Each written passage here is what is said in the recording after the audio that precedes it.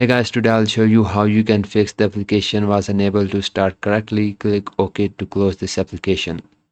If you're getting this error, then follow the steps shown in this video to fix this problem. So first go to Windows search and just type CMD and just right click on it, click on run as administrator. Then click on yes option. After it is open, just type sfc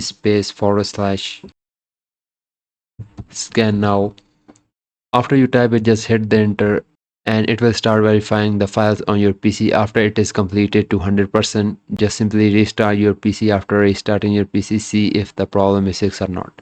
If your problem is not fixed, then go to Windows search and type run and open it, and here just type temp, then click on OK, then click on continue and just press Ctrl A, select all the files you see here and simply right click and click on delete. Then click on the continue option. Some files won't delete, so you can just skip them. Just click on the skip option.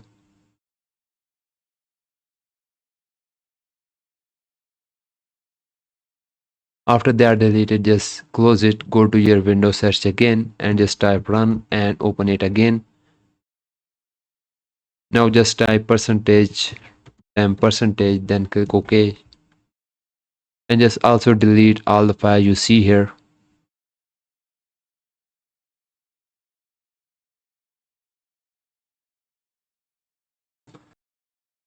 Also some files won't delete, so you can just skip these files.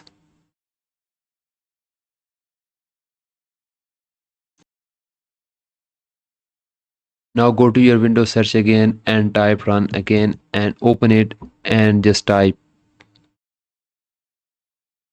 prefetch. Then click OK.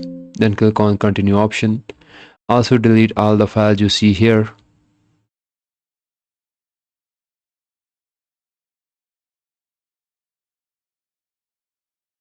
After deleting the file, simply restart your PC. After restarting your PC, see the problem is fixed or not.